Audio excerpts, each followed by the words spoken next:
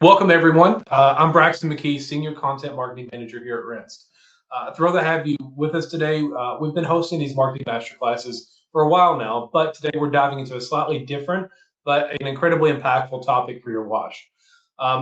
Today we're going to be talking about how to turn the experiences your customers have with you both on-site and digitally into fantastic encounters that make them raving fans. We'll be talking about everything from real strategies and examples to playbooks that you can take back to your own locations immediately. Before we dive in, I'll have our experts for today introduce themselves. First, we have Chris, the Senior Director of Marketing at Sudstock Car Wash. Hey, Braxton. Hey, team. Thanks for having me.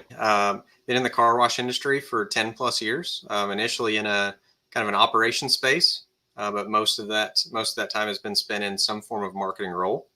I'd love to think I've got some real world experience in the space, starting off with a brand at 2 locations at the time and working all the way up to 150. So I've seen kind of the small scale and large scale in the car wash space. Awesome. Thanks, Chris. Joining Chris today, we also have Allison. She's also the customer care administrator at Sudstock Car Wash with Chris. Allison, it's great to see you. Nice to see you. Thanks for having me.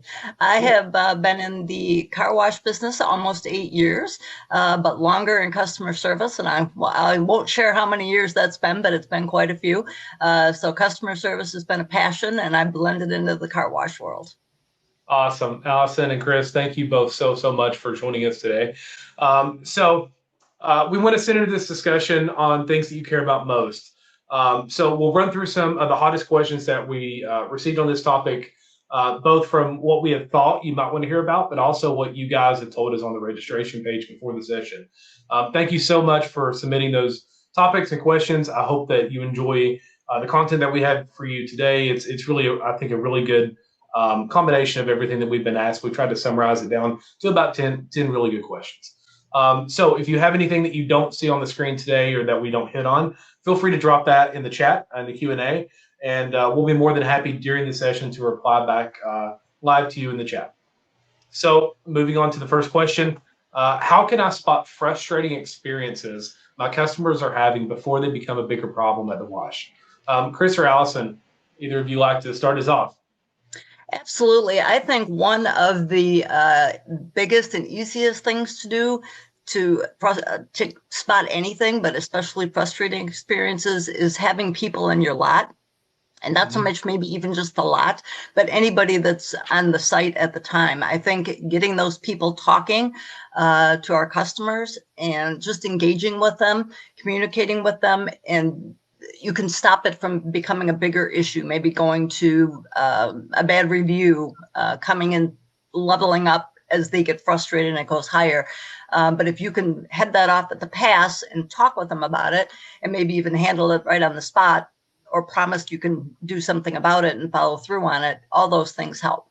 Yeah, I was going to say, I think as far as speed goes, being able to respond quickly and kind of nipping that quickly, if a customer has some level of frustration, is great. A couple things just from a marketing perspective, right? You could add messages on the back of an employee's shirt, right? I think if like a Texas Roadhouse, right? I love my job, right? Or, ask me a question.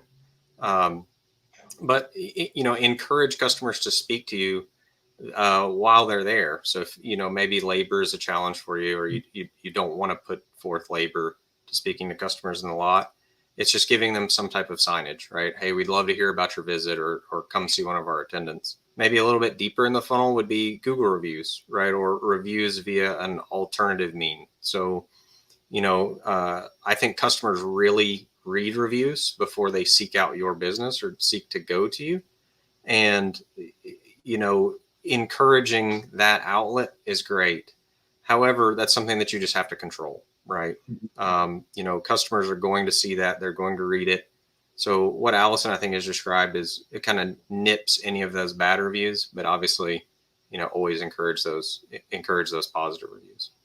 Yeah. And I think that encompassing that a little bit of just having feedback loops, that doesn't necessarily always have to be a full-blown NPS survey, which will be a topic I think that we'll hit on in a few questions from now. But just having a way for communication to flow openly between customers and the management of the car wash, I think, is paramount here. Zooming back out, when you first open up a car wash, I see it all the time. Everything is great. It's all, cake and frosting for 3-4 months until you start to get a handful of just customers that may not have a genuinely horrible experience, but they may just not be aware of how a car wash really functions, and how where you drive at is the wayfinding easy, is the billing may be confusing, signing up for a membership for a lot of these customers may be new. So I feel like understanding the frustrations that these customers are going to have before they happen at all, and having a process in place is one of my top recommendations for this one as well.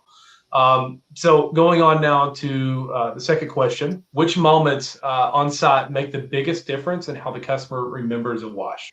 Breaking the stereotype that we're just here to sell memberships. It's focusing on building a relationship with the customer, because that's really what it's about. You don't want the transaction. You really want to be able to build a relationship and get them coming back, adding another vehicle, those types of things. So I think it's handling each one as a relationship, not as a transaction. I think that's one of the biggest differences that we're trying to make here at SudStep. We touched on it earlier about lot presence, right? But it's so easy in the car wash space for your manager or your site leader to kind of hide in the back office.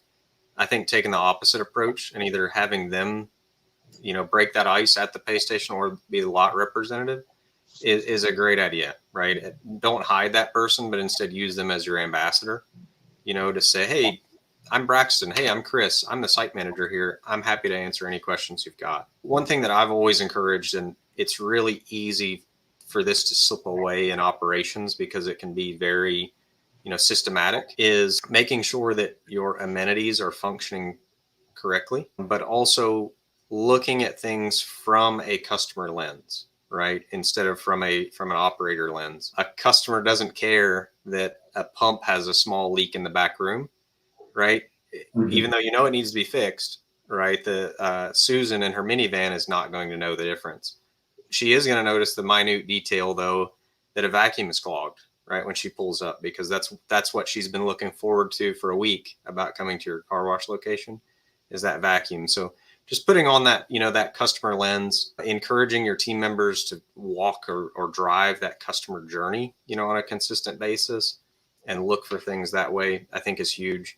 And then this one's going to come up a lot in today's conversation, but I think just eye contact and smiling. I know that's part of the uniform, right? I think, as we all say in car washing, but it really does go a long way, right? Is in this space, there's not much human to human interaction at a car wash. And I think a lot of that's by design, but what little that you have should be memorable. Yeah. And even in today's age of car washes being on opposite corners on the same block from each other, every car wash to a consumer looks the same. Even if you may have, really cool branding, yes, that does make a difference, but every car wash is a car wash. And I think in today's age, dirt location is as important of any factor of how successful a wash may be, in the first year of operation, and gaining actual market share without much marketing lift on the back end. But also remember, your customer journey is not just on location. I would also preach that it starts out with the digital experience, both before they get there and after they leave. It really starts during the first customer acquisition, during, say, a digital ad, during a text message they may have received, during their friend posting about it on Facebook, or a conversation at a basketball game where your friend shared their feedback of, hey, I went to this car wash, you should try it. That's where everything begins. So understanding that the experience really fosters a lot earlier than when they drive on the site. The fact they drove on the site means that you've acquired the customer, but it doesn't encapsulate the process of getting the customer to come. And then also, don't just be transactional. Understand that they also care how you communicate and what that brand experience is after they leave the facility to get the car wash in the first place. Piggybacking off this one, I think that the next one is kind of cool, because it's not just about what you've done in the moment, but it's also how do you replicate that? So how can I make sure that my team gives great, consistent service to every customer, even when it's busy or when we are short-staffed? The one thing that all customers interact with at most of our businesses is a point of sale, right, or a pay station. Mm-hmm. And making that as seamless as possible. We're all trying to encourage, higher ticket items or a membership, but keep it simple, keep the screen flow simple, And I use the analogy often of it's like reading a book to a room of kids, right? It needs to feel like a presentation. It needs to feel easy. But if you have to step away to the restroom or to tend to a customer, the screens still work in your benefit, right? Of a natural flow in getting your desired result. And another thing related to selling, but also just related to anybody on the lot, and I mentioned it earlier too, is smiling is part of the uniform. But just as importantly is the body language that comes with that smile. If it feels like a fake plastered on smile, it's obvious, right? If you're slunched over, it's obvious. If you don't look happy to be there, it's obvious. So, just paying attention to how you're standing or how you're sitting or not sitting, right, I think is big. From an operational perspective, right, I would say don't make a process or don't build a process that you can't execute for every customer. So if you're prepping vehicles, right, and you know that sometimes it's difficult for you to prep vehicles, don't sell yourself short by over promising and under delivering. I think is a big one, and it's often seen, right? Of, hey, the car in front of me got this treatment and I didn't, right? Well, why is that? And it may have been because Jimmy that was prepping the back of the vehicle, right, had to run to the restroom or had to take out a garbage can. Well, it's always best, I feel like, to under promise sometimes and over deliver. But keep the process. One of the things I was going to say to that point too is it's taking advantage of the time that you do have. So you've got to go out and switch those towels, get some clean ones in, take the dirty ones, get them in the back. But take that opportunity, even if you're short staffed, you've still got someone going out there to check those things in the lot. Make sure they're engaging. Just a quick hello. Can I get you an air freshener today? How was your wash experience today? Everything look good to you? It's just a matter of a quick little hi, introduction, one line kind of thing, but makes the customers feel engaged. Yeah, for sure. Just being present, I think, is kind of the theme here. On top of that, you can't always be around. Like a lot of the emphasis that we as Rinse have put on our product and our relationship with our customers over the last few years is really being able to deliver consistency, even in an industry that is often really inconsistent. So being in a place where you can say that a product such as SalesPath can help make my pitches really consistent, and same thing as the POS screens, to Chris's point, making sure that customer receives the same stuff every time or the same greetings every time is really paramount. And it's something that few operators really nailed down today. So yeah, that was a great one. Next question that we have is, how can we improve our customer service and support without relying on employees? So this kind of goes a little bit further on that digitalization, I think, and things that we can do that's offsite or online or through other ways of marketing your customer service. Yeah. Big thing here, Braxton, for me is, and I mentioned it earlier, but it's just reviews, right? Most of us are collecting contact information, right? It's just making sure that you are actively asking that customer to speak highly of you, and do it at a time when it makes sense. The responses that you get to those reviews, I think, help you take action, and you'll see patterns, right? You may have one site that consistently has a specific issue, and customers are going to tell you about it. And that's a great way, I think, to really focus in on your customer service, is just by studying what the customer's saying. Your customers are your best way of spreading your name out there especially when it's good, and even in the honeymoon phase and not in the honeymoon phase. But I think there's referral programs, other things that you can take advantage of that help. It benefits your customer, and it also benefits the person that they are talking to. But that's the best compliment out there, is when you can get your customers to talk highly of you. And some type of referral is usually a great way to start.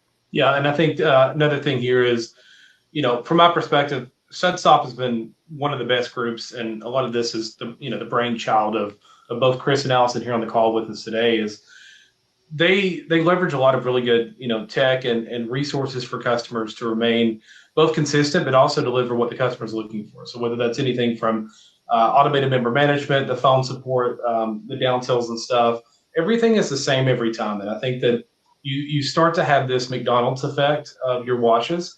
And even a group like theirs, relatively new stores, new to market, they're training a lot of customers every day, and the success has been really, paramount. And to pair up both the digital experience with what they deliver on site and how they care about customers, how they treat them, how they view that relationship of customer to employee, it's just been really, really cool. So another thing too, like Allison briefly hit on, Chris as well, but the measurement of this stuff. No one wants to go through spreadsheets and snowflake queries, stuff that a lot of car washers just don't either want to take the time to do or don't really comprehend the most efficient way to do this stuff. There's a lot of data that's out there on our hands. And I think that, a couple topics that we'll hit on with this one is everything from, reviews and managing reviews to retention focus items outside of the membership, and even using LPR in a little bit smarter ways will be a really cool way for people watching this to understand how they can just go out and do things. So Chris, do you want to start us off here? Yeah, sure. Measuring loyalty, customer satisfaction, it's nail the basics.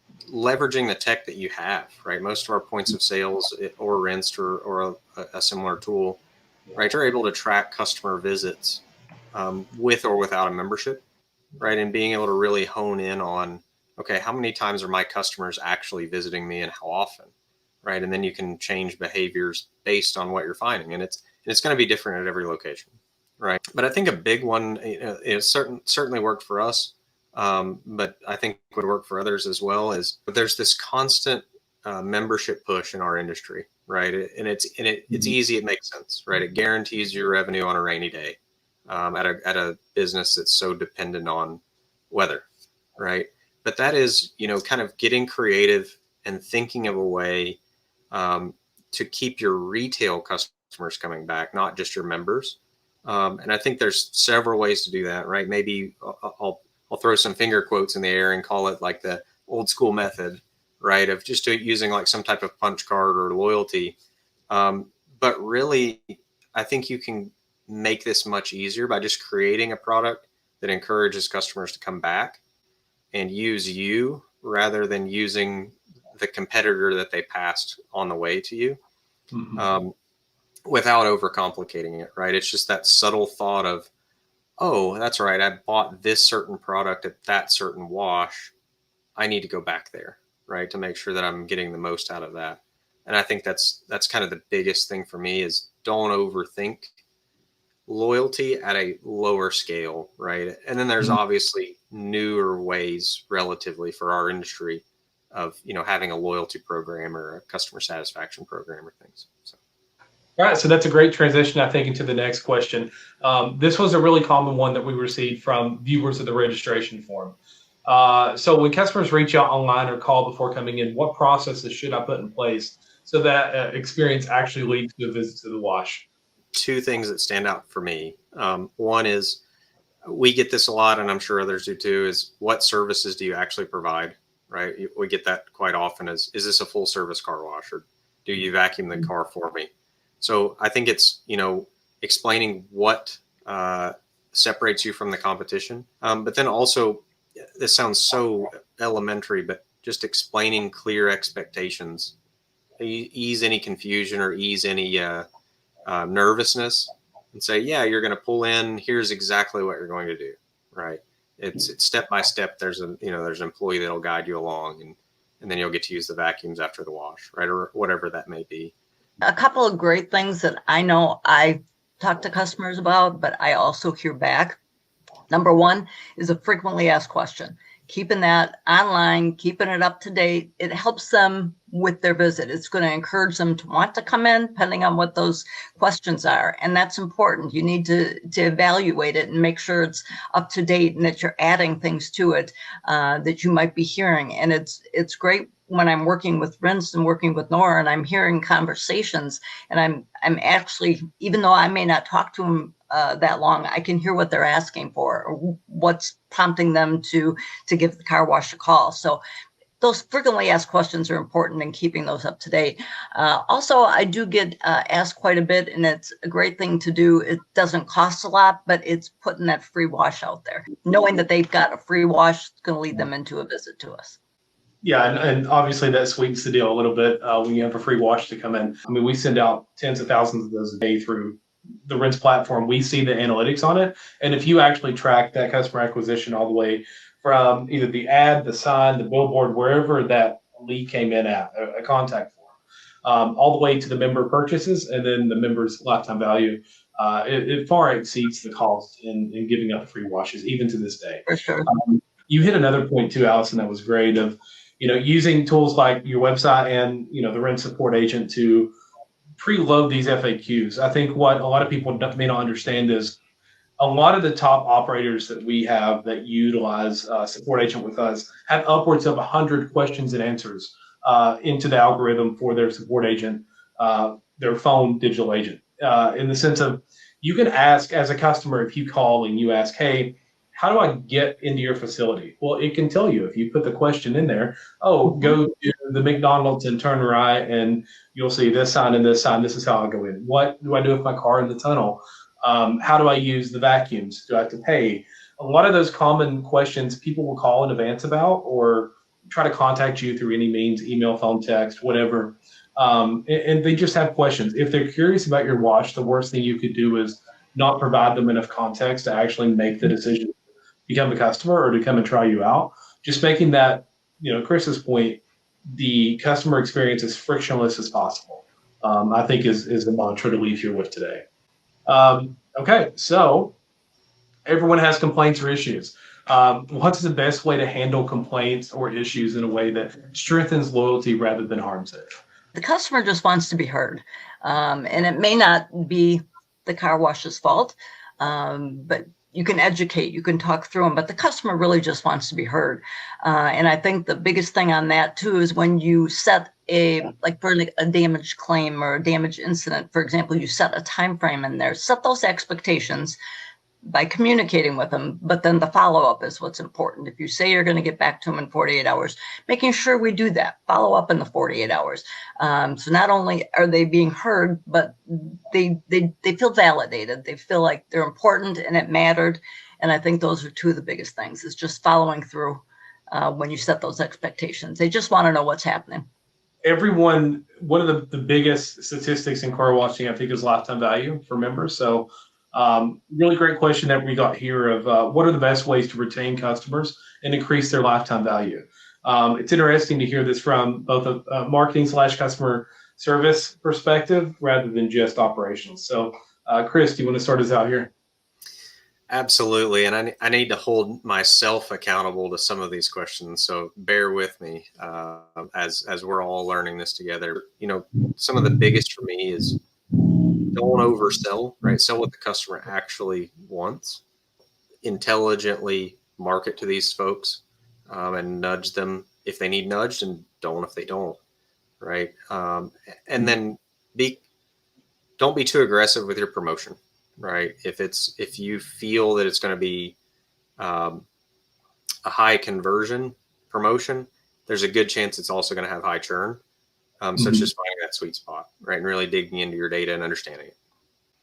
Yeah, 100%. And, anyone that's worked with me, any of these washes that I've helped out over the last, year or two, that I'm a stickler when it comes to promotional calendars. And a lot of the washes that I get to interface with, they don't have one. And they just pull promotions out when numbers reflect a dip and they need a little extra bump. So I would say that stacking your promotional calendar in a more methodical way to where you're not always training a customer to go after a discount is probably the biggest indicator or the biggest tactic that I would pull out of the hat for this one. And just to discount methodically. I'm not a discount guy. To Chris's point, finding the threshold between conversion rate and churn that makes sense for you is really where the sweet spot is today. On top of that, drip campaigns. I think that the goal of an active member campaign is going to be frequency. What we want to do is have that member wash around 2.5 to 3 times a month, because most break-even points is going to be 2 washes a month. Covers the cost for value perception for the membership price. You want them to wash slightly above that on average. We don't want them to wash 4 to 5 times a month, although you will have a high group of super users that do. But if you have a customer that's washing frequently above your break-even point for more than 3.5 months, our data at Rent shows that they're 3.5 times less likely to churn in that first year. So that's a huge stat that you just want to get these members past really month 4. At that point, you can be a little bit more relaxed, but using a lot of audience builder feature or audience builder properties to really segment those members based on their washing habits and their frequency is where the sweet spot's been at for me the last few years. Allison, did you have anything else to add for customer service on this one? The only thing I'd add in there, this is kind of how I've always thought about retaining customers. Number one, I want them, you're going to get a year at $19.99. I'd rather have that than 1 or 2 times at $49.99. I want to sell to them, but then also making sure they understand the benefit. That's what they just see as money. Okay, what am I spending my money on? Is then making sure that they understand the benefit. Whatever wash that you sell to them, why did they buy that one? If it's the tire shine or the hot wax or it's a brand new vehicle, whatever the case is, making sure that they understand why that wash is going to benefit them. Yeah, 100%. I agree with that. It's a great point. All right. So the next question that we have is, what types of advertising and marketing stand out and keep customers coming back even after the initial promotion ends? A lot of operators think of it as promo and done. Let's run a promotion and then that's it. They don't really have a secondary plan or a continuation for that promotion. So, Chris, I'm sure you'll have excellent insights on this. Yeah, a few things for us, right? You mentioned earlier, we're a relatively newer brand, right? So we're constantly having a grand opening offer or promotion, right? And then coming off of it. So I'm going to speak from that tune just a bit. One is additional services like family plans or fleet accounts are big, right? Particularly family plans when coming off of a promotion, right? Is how can you keep that customer coming back, and maybe that's add the second vehicle that's in their garage or even their third vehicle, right? But a big thing is getting into the community. If your members are seeing you out doing things outside of your property, that's just another reason for them to stay, because you're going to separate yourself from the competition, right? A few things that we've done, right, is working with local schools, working with local groups. Really listen to your customers, really listen to what they need. And then kind of surprise and delight with things like customer appreciation days, right? Surprise your customer with a 20-cent popsicle on a hot day, right? Goes a long way. Hands-on experience. Not many people turn down a popsicle on a 95 degree day. So just something to keep in mind. And that's just another reason to come back, right? It's like, oh, what are they going to have for me today? And it doesn't have to be earth shattering of an item. A lot of my experience in car washing was around incremental revenue and ways that you can add additional sources of revenue that's not just the menu that sits out by the pay station. So things like family and fleet, while a lot of operators are on the fence, either it's a process challenge that they see, or it's just why do I need to do this thing? Those are probably the 2 largest incremental revenue sources that I have seen, followed up by fundraising and community efforts, of course, that these car washes use. We have a ton of data at Rinsed mostly around family plans. We have a lot of our customers that use the family plan functions within Rinsed. So we do, offer that for some points of sale. But the data really speaks for itself, both in how the lifetime value really changes and what the frequency is, actually is on the second, third, fourth, fifth car of a family plan. And the economics really play out in your favor for programs like that. And that's a great evergreen thing to kind of keep on the table, to just get more out of who you already have without needing necessarily new customer acquisition. You're more or less just developing those that you already have under your belt. So that's some great things, really great takeaways there. Next question we have is, how do I figure out the right balance between giving full coverage and keeping staffing costs under control, especially during busy season? So, it's the age-old question of, how do you staff based on weather? How do you staff sales? Back in my day when I had a sales team at a car wash, it was 10 to 6, 10 to 4, depending on the rush hour of school's in session. A lot of really interesting things to kind of keep your eye on. I think, Allison, you may have a few great points here.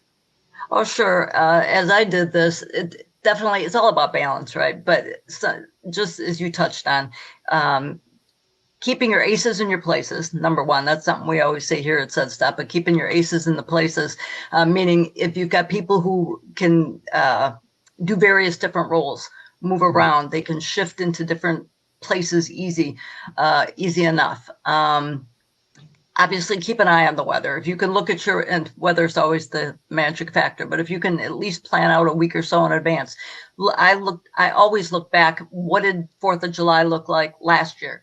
I take those things, I always look at historical data.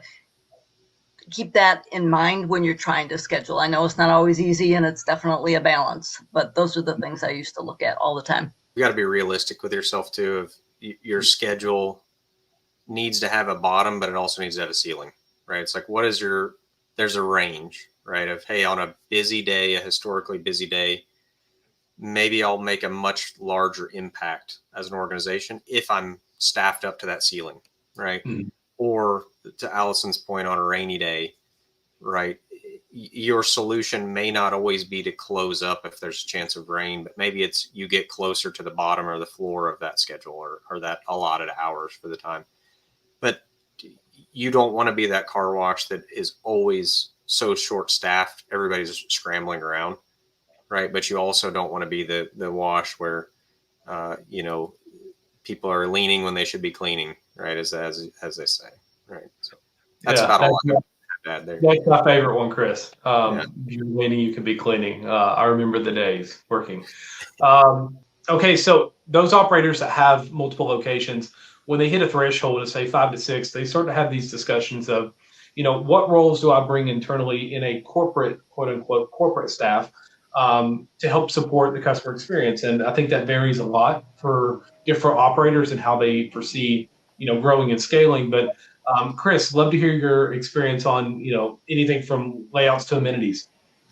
Sure. I'm going to be a little bit all over the place, so just bear with me, guys. But, from our own experience, right, with our current brand, is we have several locations that are not in the same region, right? They're spread out. So for us, a lot of our locations is the customer's first and only time visiting our brand.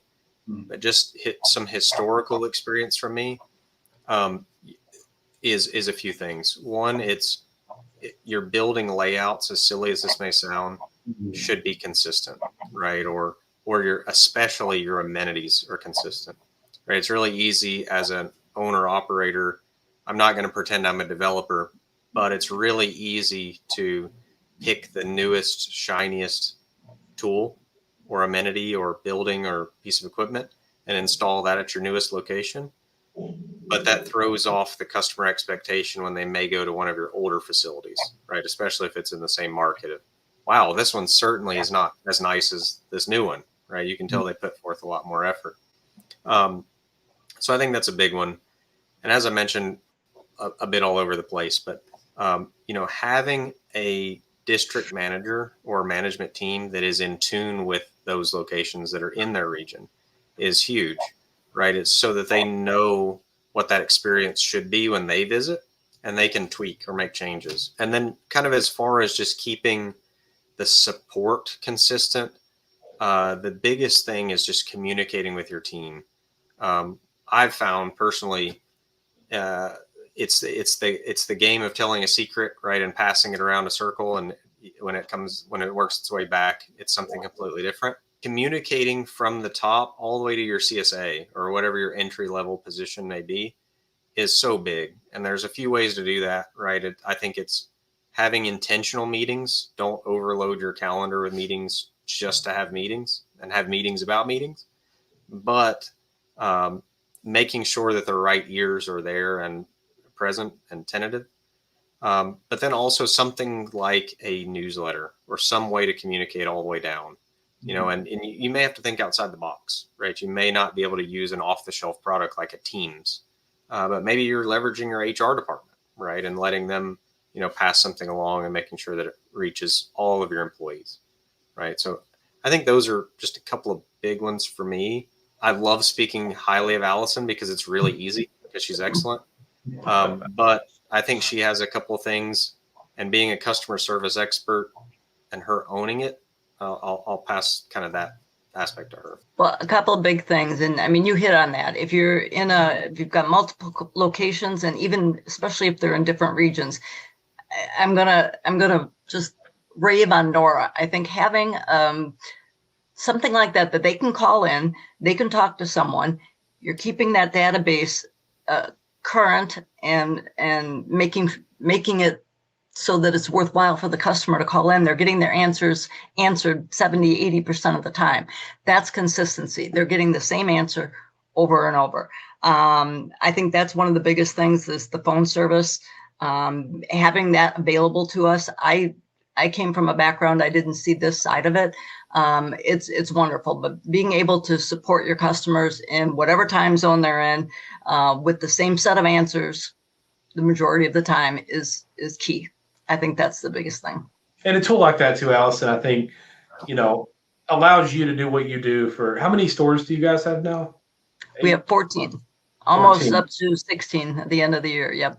Yeah, I was gonna say it'll be 18 in like what, 2 weeks. You guys are growing like crazy.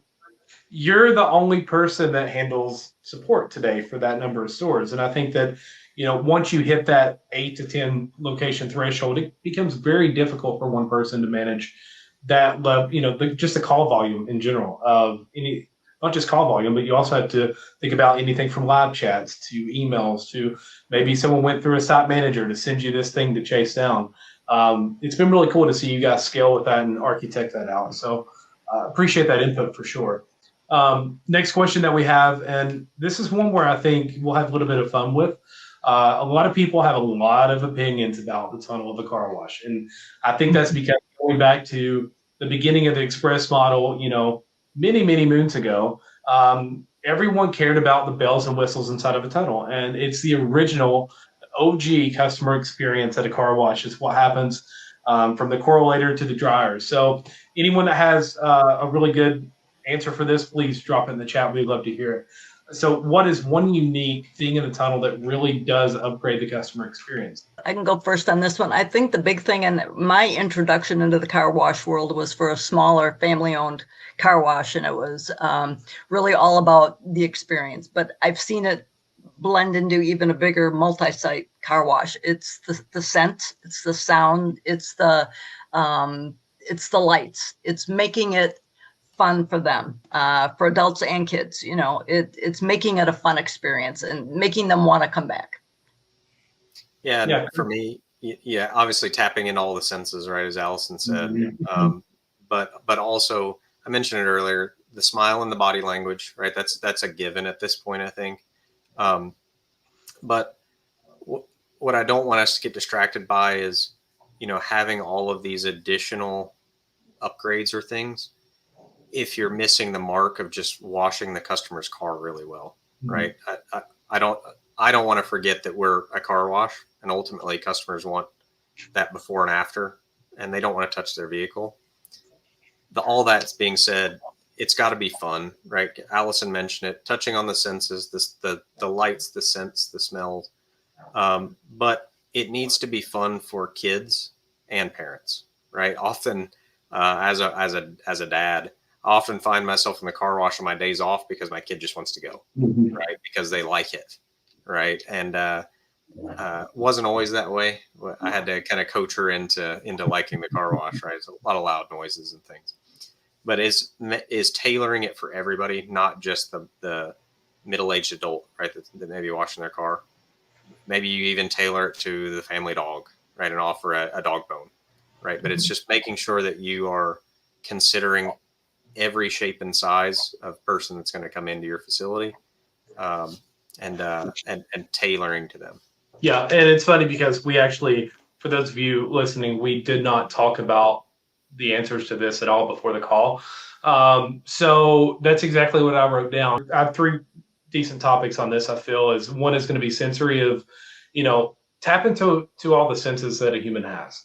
Not everyone's going to remember you based on what they've seen and the dollars they spent. They're going to remember how they felt and what the true experience from a sensory standpoint was going to the tunnel. So make it fun, but also not so, complicated that you can't scale it or that it constantly breaks down. Most of your customers, I don't really want to always say most, but probably one of your largest segments in every car wash is going to be families, not just multi-vehicle families, but just families with children.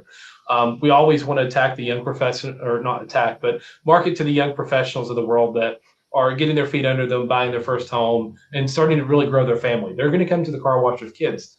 Their experience and their want to be at the car wash is really, really impactful.